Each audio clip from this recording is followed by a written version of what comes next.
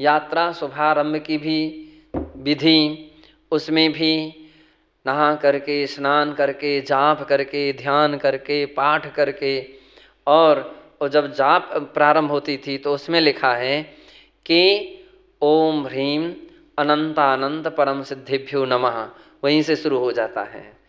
और सफ़ेद वस्त्र पहन करके पर्वत के ऊपर चढ़ना चाहिए और उसके समय ओम ह्रीम अनंतानंत परम सिद्धिभ्यो नमः ऐसी जाप करते हुए चले जाना चाहिए। भाव सहित वहाँ पर वंदना, सबसे पहले सिद्धों का ध्यान करना चाहिए और ध्यान करने के उपरांत परिक्रमा लगाना चाहिए। जो अपन करते हैं, सिद्ध भक्ति करते हैं, कायोत्सर्ग करते हैं और भगवान के लिए इस भावना से नमस्कार करते हैं कि मैं भी आपके जैसी अवस्था को प्राप्त करूं। ऐसे एक एक टोंकों से मोक्ष को प्राप्त हुए। हालांकि अपनी संख्या निर्धारित है, अपन पढ़ते हैं कि इतने करोड़ा कोड़ी और इतने करोड़, इतने लाख, इतने हजार, इतने, लेकिन उसमें तो लिखा एक एक टोंकों से अनंत अनंत मोक्ष को प्राप्त हुए हैं। और यहाँ पर एक भी बाल के बराबर ऐसा स्थान नहीं है जहाँ से किसी का मोक्ष नहीं हुआ हो। ऐसी दूसरी बात यह है कि सिद्ध क्षेत्र इसलिए शाश्वत है, निर्वाण स्थान निश्चित है, ये टोंके हैं, अनिश्चित नहीं है। जितने भी तीर्थंकरों का निर्माण होता है वो इसी स्थान से, इसी टोंकों से निर्माण होता है। ऐसा ये उल्लेख आया कि चित्रा पृथ्वी के तलभाग में क्या है, साथिया का निशान है। और प्रलय काल के समय जब भूमि तहस नहस होती है तो उस निशानों के माध्यम से सौधर्मेंद्र इसका निर्णय कर लेता है कि यहाँ से अमुक भगवान तीर्थंकर मोक्ष हुए हैं, यहाँ से अमुक तीर्थंकर मोक्ष हुए हैं, यहाँ से अमुक तीर्थंकर मोक्ष होते हैं। और ऐसा सोच करके वहाँ पर फिर मंदिरों का वो निर्माण कराता है। तो एक उल्लेख ये मिला है कि मंदिर का निर्माण सौधर्मेंद्र कराता है। और दूसरा उल्लेख मिला है कि ऐसे स्थानों में जो तीर्थंकरों के मुख्य संघपति थे, तीर्थंकरों के प्रमुख संघपति थे, हर तीर्थंकरों के अलग अलग संघपति रहे हैं। हाँ, संघपति, और संघपति का वर्णन भी दिया है। संघपति कौन, तो बोले जो प्रमुख श्रोता होते हैं वे उस समय के संघपति कहे जाते हैं। और यहाँ पर लिखा है यात्रा कराने में जो प्रमुख होता है वो संघपति कहा जाता है। तो यात्रा कराते समय क्या करते हैं, उन मंदिरों का प्रमुख संघपतियों ने मंदिरों का निर्माण कराया और फिर उसमें प्रतिमाओं की स्थापना की। यशोधर चरित में उल्लेख मिला कि अमुक अमुक राजाओं ने वहाँ पर निर्ग्रंथ दिगंबर मुद्रा से युक्त जिन प्रतिमाओं की स्थापना की और समय समय पर फिर वो क्षीण हो गई, गिर गई, टूट गई, फिर दूसरे राजा हुए, फिर दूसरे राजा हुए, और ऐसे समय समय पर उन टोंकों का निर्माण हुआ या मंदिरों का निर्माण हुआ और उसमें भगवान की प्रतिमाएं स्थापित हुई। बतलाते हैं कालांतर में फिर वो एक ऐसे प्रसंग आ गए कि चरण चिन्हों का भी उल्लेख आया है कि समाधि स्थलों में चरण चिन्हों की स्थापना होती है। मोक्ष गए स्थानों में, मुक्त हुए स्थानों में चरण चिन्हों की स्थापना की जाती है। तो वहाँ पर चरण चिन्हों का भी उत्केला है कि सौधर्मेंद्र ने अपने वज्रदंड से चरणों को उत्कीर्ण किया, शिलाओं पर, वज्रमयी शिलाओं पर चरणों को उत्कीर्ण करके उनकी स्थापना वहाँ पर की। तो ऐसा समेध शिखर जी एक केवल भव्य प्राणी ही जहाँ की वंदना कर सकते हैं, अभव्य प्राणी जहाँ की वंदना कर ही नहीं सकते हैं। नरक आयु का बंध जिसका हो गया है, अशुभ आयु का बंध हो गया है, वो तो इस सीमा में ही नहीं आ सकता है।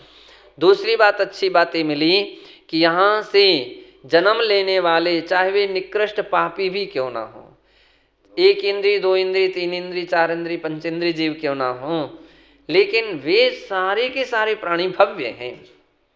वे कैसे हैं? भव्य। ये हो सकता है कि मिथ्या दृष्टि हो, है ना, लेकिन भव्य हैं। वे आज नहीं तो कल कभी ना कभी यहाँ से निर्वाण को, यहाँ से या कहीं से भी निर्वाण को प्राप्त करेंगे, मोक्ष को प्राप्त करेंगे। अभव्य जीव, स्पष्ट उल्लेख आया, अभव्य जीव का यहाँ से मोक्ष हो, यानी यहाँ जन्म ही नहीं ले सकता है। इस सीमा में 12 योजन प्रमाण जो सम्मेद शिखर जी की सीमा है, इस सीमा में केवल भव्य जीव ही जन्म लेते हैं। और यहाँ से मान लीजिए जितने भी तीर्थंकर हुए हैं भविष्य में, भूत में, वर्तमान में, सभी का निर्माण यहीं से होता है। केवल हुंडाओं सर्पणी काल का ही दोष का प्रभाव रहा कि जो यहाँ से 4 तीर्थंकरों का अन्य स्थानों से मोक्ष हुआ है। बाकी सिद्धांत है कि जितनी भी 24 होंगी सभी का यहीं से निर्वाण होगा, सभी का यहीं से मोक्ष होगा। तो इस प्रकार की विधि परम पूज्य गुरुदेव आचार्य विमल सागर जी महाराज अपने भक्तों के लिए दिया करते थे। उनके भक्तों में तो बहुत सारे लोगों के उदाहरण हैं कि एक भक्त आज भी विद्यमान हैं जिनके लिए पूज्य आचार्य जी का एक ऐसा आशीर्वाद था कि आप वंदना आनंद के साथ कर लेते थे। परम पूज्य गुरुदेव विमल सागर जी महाराज के भक्तों में एक जो थे चंपालाल जी सरावत नहीं निमाज के मूल थे। और तो विशेष करके चंपालाल जी का एक सिद्धांत था। परम पूज्य आचार्य श्री के ऐसे भक्त थे, हर जयंती में आते थे और हर जयंती में आकर के पाद प्रक्षालन की बोली उनकी फिक्स रहती थी। लगभग कोई कितना भी कैसे ही आ जाए, पाद प्रक्षालन की बोली उनकी फिक्स रहती थी। और कई बार तो ऐसे प्रसंग आए कि श्रीमती जी उनकी महिला प्रकोष्ठ में बैठी हैं और श्रीमान जी पुरुष प्रकोष्ठ में बैठे, किसी को पता ही नहीं कहाँ से बोली चल रही है और मालूम चला कि वे दोनों ही तरफ से बोलियां चल रही हैं। एक जगह से श्रीमान जी लगा रहे हैं तो एक जगह से श्रीमती जी लगे। अब कभी कभी तो खड़े होकर के लगाती थी उनकी श्रीमती जी, हाँ सेठ जी को नहीं, वो हम लेंगे वो बोली, ऐसे बोलती थी। वो सेठ जी बोले थे कैसे कैसे हो सकता है मेरे रहते हुए। तो ऐसी बोलियां में कभी कभी होड़ लगती थी। तो वो सुनाते थे कि जब वो एक बार अस्वस्थ थे, बीमार थे, उम्र थे, तो उन्होंने पूज्य आचार्य श्री से कहा था कि महाराज श्री क्या करूं, सम्मेद शिखर जी की वंदना तो मैं कर ही नहीं सकता हूं, पहाड़ में इतनी हिम्मत ही नहीं चढ़ सकूंगा, डोली में जाऊं कि कैसे जाऊं।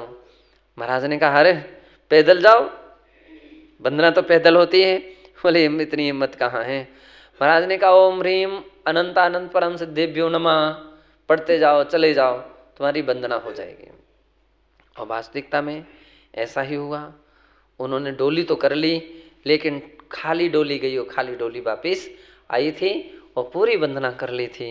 तो ऐसा पूज्य आचार्य श्री के उपदेश का या अथवा उनके वचनों का एक ऐसा प्रभाव था कि जो वे हमेशा कहते थे कि ऐसी यात्रा करोगे, पवित्र मन से करोगे, आपको सफलता मिलेगी। हम सबको भी चाहिए कि हम पूज्य आचार्य श्री के ऐसी बातों को पूरा ध्यान रखते हुए अपने जीवन को कृतार्थ करें। ओम नमः सिद्धिभ्य। भगवान की विश्व वंदनीय श्री पारसनाथ भगवान की, 24 तीर्थंकर भगवान की, परम पूज्य वात्सल्य दिवाकर गुरुदेव आचार्य श्री विमल सागर जी मुनि महाराज की, परम पूज्य तपस्वी सम्राट गुरुदेव आचार्य श्री सन्मति सागर जी मुनि महाराज की, अहिंसा में विश्व धर्म की,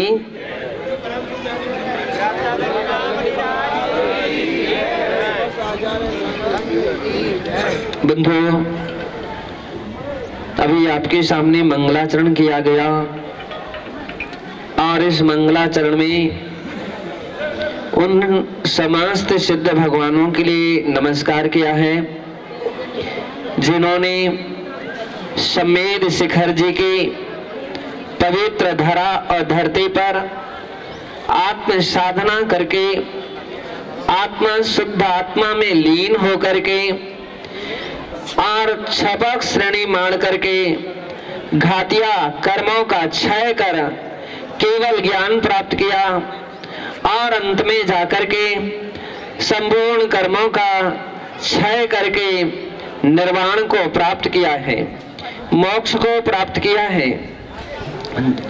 और इसके बाद जिन्होंने जो शिक्षा और दीक्षा देने में कुशल थे, जिन्होंने लगभग परम पूज्य आचार्य विमल सागर जी महाराज एक ऐसे आचार्य महाराज थे कि जिन्होंने लगभग 107 अथवा 8 दीक्षाएं दी हैं और अनेक भव्य प्राणियों का कल्याण किया है और उनके लिए मोक्ष मार्ग का दर्शन दिया है। ऐसे परमोपकारी गुरुदेव विमल सागर जी महाराज थे, जो प्राणी जगत के लिए संसार से की दलदल से निकालने का राह दिखाते थे, संसार की दलदल से निकल करके आत्म साधना की ओर बढ़ने का रास्ता दिखाते थे। परम पूज्य गुरुदेव विमल सागर जी महाराज एक ही वाक्य कहते थे, बिना मुनि बने किसी का मोक्ष नहीं हो सकता है। और आचार्य कुंद देव कहते हैं, नग्गो ही मोक्ष मग्गो, यह नागना दिगंबर मुद्रा ही मोक्ष का मार्ग है।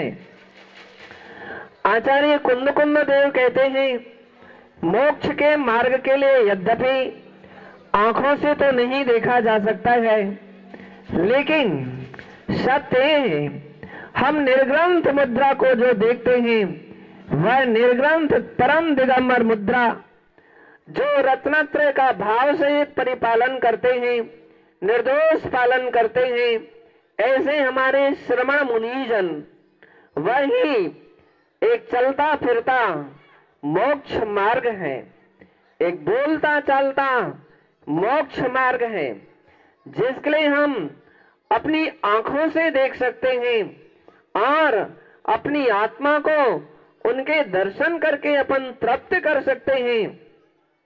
ऐसे निर्ग्रंथ मुद्रा ही सच्चे मायने में मोक्ष मार्ग है और इसके बिना आज तक किसी का कल्याण नहीं हुआ है। चाहे बड़े से बड़े चक्रवर्ती भी क्यों ना हो, मोक्ष एक ऐसे वस्तु है जो खरीदी नहीं जा सकती है। मोक्ष एक ऐसी वस्तु है कि जैसे किसी वृक्षों से और किसी खदानों से उसके लिए खोजा नहीं जा सकता है। नरेंद्र भैया जी, किसी फैक्ट्री से मोक्ष का निर्माण नहीं हो सकता है।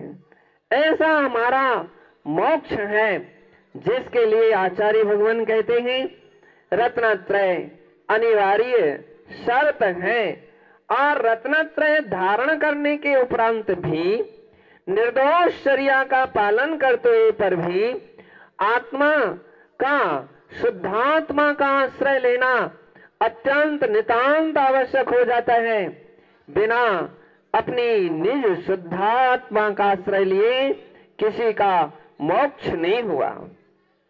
धन्य है यहाँ पर से निर्वाण को प्राप्त होने वाले वे अनंतानंत मुनि, जिन्होंने समस्त संकल्प विकल्पों का परित्याग करके और अपने निशुद्धात्मा का आश्रय लेकर के उस अपने आत्मा स्वरूप में तल्लीन हुए और एक ऐसे तल्लीन हुए कि जिन्हें अपनी आत्मा के अलावा और फिर कुछ भी सामग्री का ना तो दृष्टि में रही और ना मन में तजन्य विकल्प रहे और बंधो निर्वाण को प्राप्त कर लिया। हम जब भी समेध शिखर जी के उन पवित्र चरणों का अथवा पर्वत के वहां की वंदना करते हैं, कल एक पुस्तक हम देख रहे थे और श्रमणी आरिका प्रमुख सुरत्नमती माता जी ने वह पुस्तक ला करके जब मुझे दी, मैंने देखा कि उसमें क्या सुंदर बात लिखे थे यहाँ पर एक बाल के अग्रभाग प्रमाण भी ऐसा स्थान नहीं है जहां से किसी न किसी महापुरुष ने निर्वाण प्राप्त नहीं किया हो, मोक्ष प्राप्त नहीं किया हो। इसलिए कहा जाता है कि यहाँ का कण कण पवित्र है। और यहाँ पर जन्म लेने वाले एक इंद्रिय से पंचेंद्रिय प्राणी भी क्यों ना हो, कि उसमें लिखा सभी के सभी भव्य हैं। समेध शिखर महात्म्य ग्रंथ में तो इतनी ऊंची बात कह दे, यहाँ का कैसा भी छोटे से छोटा व्यक्ति क्यों ना हो तो भी वह भव्य है। और आज भली भटका हुआ हो, लेकिन कालांतर में सही रास्ते पर आएगा और वह भी निर्वाण को प्राप्त कर लेगा। बंधुओं, आज हम सब यहाँ इस कीर्ति स्तंभ के उद्घाटन के अवसर पर उपस्थित हुए हैं। यह कीर्ति स्तंभ यों कहें परम पूज्य गुरुदेव विमल सागर जी महाराज के कीर्ति पताका निरंतर फहराता रहेगा। माता जी कह रही थी कि यहाँ मान स्तंभ होना चाहिए। काफी चर्चाएं चातुर्मास में मान स्तंभ में विषयक हुई, लेकिन ऐसा कोई भी स्थान यहाँ ऐसा समझ में नहीं आ रहा था कि मान स्तंभ बने तो कहाँ बने। एक बार यहाँ के प्रांगण की चर्चा आई, लेकिन वह एकदम साइड में हो रहा था, भुज दोष खड़े हो रहे थे। फिर दूसरी चर्चा और भी आई, यहाँ के मंदिर के सामने के भी वहां इतनी जगह नहीं थी। अंत में जाकर के यह विचार किया गया कि कीर्ति स्तंभ 20 कोठी का जो बनेगा वह 30-24 के सन्मुख एक कीर्ति स्तंभ विशालतम ऊंचाई को लेकर के बनेगा और वहां पर मान स्तंभ बनेगा और वहां पर बहुत ऊंचे विशाल प्रतिमा का कल बहुत प्रसन्नता की बात रही कि कन्नौड़िया जी कोलकाता निवासी जिन्होंने 30-24 की मूर्ति और मंदिर आदि के निर्माण कराने में अपना अहम सौभाग्य प्राप्त किया है, उनकी ओर से ही वहां पर विशालतम 15 फीट की प्रतिमा यों कहें परिगल सहित होने के कारण वह लगभग 21 फीट की प्रतिमा हो जाएगी। और ऐसे पद्मासन और बिजौलिया पाषाण पर वह विशालतम प्रतिमा जब यहाँ पर विराजमान होगी, क्या लोगों के अंदर में आनंद की अनुभूति होगी। जितने भी वह पर्वत पर जाएंगे और उनके लिए सबसे पहले वही प्रतिमा के दर्शन होंगे।